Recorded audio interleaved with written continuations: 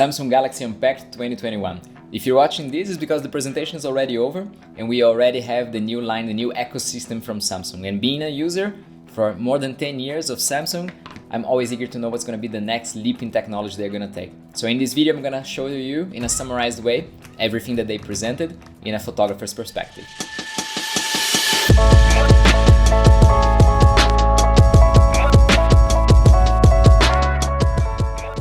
So in this presentation, Samsung introduced us to the new ecosystem of products. Mainly, they showed us the Buds Pro, a new product called Samsung Tag to help you find whatever you might have lost, the user interface tree that will come already on board of new Galaxies, and the integration with many services from Microsoft and from Google, trying to make this integration with other products they already have, like the TVs and refrigerators and vacuum cleaners and everything, much more complete. But today we're focusing on the smartphones that they released. And in this edition of the Unpacked, they showed us the S21, the S21 Plus, and the S21 Ultra. The new Z Fold and the new Galaxy Note were probably left for a next event, and they're probably going to feature some really major changes regarding especially the GPU, which some rumors says that will probably be from AMD. But as of now, this didn't happen yet. First, they introduced the S21 and S21 Plus, and later on the Ultra, trying to make it really much more special than the others. But here, let's make a comparison of all of them together, showing each specification.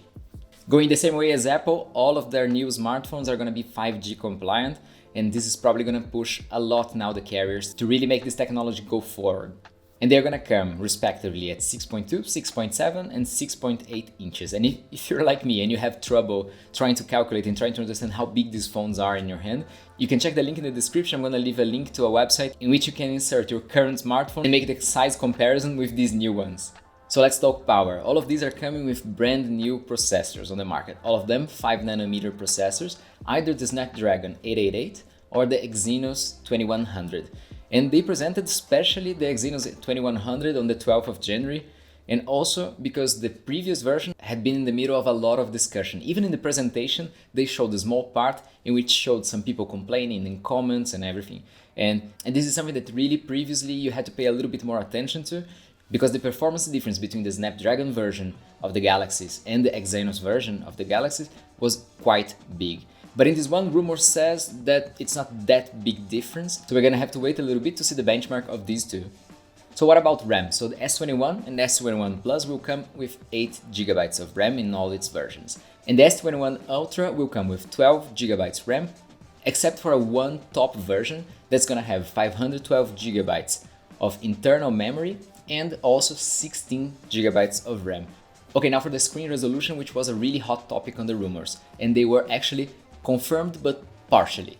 What happens is Samsung announced that the two base versions of the Galaxy S21, the S21 and S21 Plus, will have a Full HD Amoled display, which is the first time that they don't have a 1440p display since, I don't know, the Galaxy S5 or S6. So this should be considered a downgrade, right? Well, not exactly, because now they went totally in with the 120Hz refresh rate, which makes scrolling and doing everything in your phone seem much more fluid. And in the previous version, you could only use it at 120Hz if you rolled back the display resolution to Full HD, and that's what most people were doing. So for the S21 and the S21 Plus, now they limited us in the maximum resolution that you can get, but for the Ultra, you can still have it at Quad HD at 120Hz. And all of these are gonna have an adaptive refresh rate, meaning that depending on what you're doing on the phone, it's gonna adapt the refresh rate between 48Hz to 120Hz in the S21 and the S21 Plus, and 10 and 120Hz in the S21 Ultra. So you won't have the 120Hz all the time, but this is actually a very good thing because it takes too much of the battery, and using this adaptive refresh rate is going to ensure that your battery lasts until the end of the day. Okay, now to the part that interests us the most, which are the cameras and all the capabilities that they inserted in this new line of smartphones. So the S21 and the S21 Plus will come with 3 different cameras, while the Ultra will have 4. Okay, so let's begin with the ultra-wide lens. And this one is going to be a 12 megapixel 2.2 lens across all of them. Moving on to the wide one, now we have a very big difference. The S21 and the S21 Plus will come with a 12 megapixel wide lens, while the Ultra will come with the 108 megapixel lens. And this is something that has been extensively discussed before, if there's any sense in having such a high density megapixel in such a small sensor inside a smartphone like this. And what they try to show in the presentation is that the software is going to be capable of making the best use out of these lenses by grouping pixels together and trying to make low light photography much easier, or by grouping them and trying to make the details and the sharpness of objects and landscapes much better. So the size of the sensor, of course, is going to limit the quality of this picture, but that the software intelligence is going to compensate a lot to make the quality of this picture something totally outstanding. Now onto the telephoto lens, and here also we have a very big difference amongst all of them, but this time in the inverse way. So the S21 and the S21 Plus feature a 64 megapixel camera as a telephoto.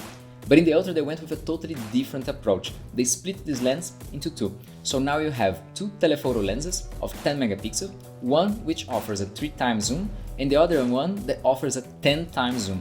And they showed in the presentation some pictures being taken with the 10x zoom and with the smartphone providing the stabilization necessary for you not to shake too much and be able to take this picture, and also to recompose the missing detail because of being so far away into a finer detail picture, which looked quite okay, but of course this has really to be tested. And last but not least, the selfie camera, which also differs greatly between all of them, in which the S21 and the S21 Plus come with the 10 megapixel selfie camera, while the S21 Ultra features a 40 megapixel selfie camera. Regarding features, they didn't show anything that looked revolutionary, nothing that we haven't seen more or less before, but all of these bring evolutions in software and artificial intelligence.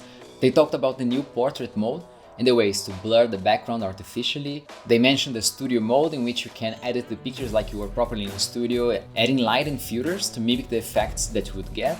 The single take, which we have seen before, in which you can just press something and the camera will just fire all of the lenses and film and record and take pictures and all at the same time so that you can choose later. And finally, the one that I mentioned that stood out a little bit more, which is called Director's View, in which during filming you can actually see a live thumbnail of all of the lenses and you can switch back and forth while still recording. Also, night mode is back, and they showed a 4-second exposure handheld during the presentation, which sounded very interesting to be tested. And one other feature that they showed that's going to be really interesting is the combining of two 12-bit raw images to create one 10-bit to have a very large dynamic range final photo to be worked with. Regarding video, they are all capable of doing 8K at 30 frames per second. And during the presentation, they always like to say that you can also take one frame from the video and turn it into a picture. And they mentioned that it would be like a 33 megapixels photo directly from the video, so you don't have to choose anymore if you're in doubt about recording or taking a picture. But of course, this has the big disadvantage that if you're shooting video, you're probably at a very low shutter speed, which is going to be probably around 1/50, 1/60. And the chances that your subject is going to be blurred is going to be much bigger instead if you're just taking properly a picture. So the decision is always better taken while you're properly shooting it, if it's going to be a picture or a video. But anyways, it offers this possibility because of being such a high resolution video. But besides the 8K, it also offers 4K at 60 frames per second, which can be very handy if you're planning about shooting something with your camera and you want to combine a little bit of images of some recordings using your smartphone, and this will probably blend in really nicely, and you also have the possibility of slowing down this footage a little bit, doing some slow motion if you want. And at 1080p you can do up to 240 frames per second, which means very cool slow motion. And now for the final details, battery life. They're gonna come with 4,000, 4,800 and 5,000 mAh batteries. So the higher you go, the better battery you got. And regarding the price, they start at 879 euros and go in 200 euros increments. So the S21 Plus is going to be 1,079 and the Ultra is going to be 1,279.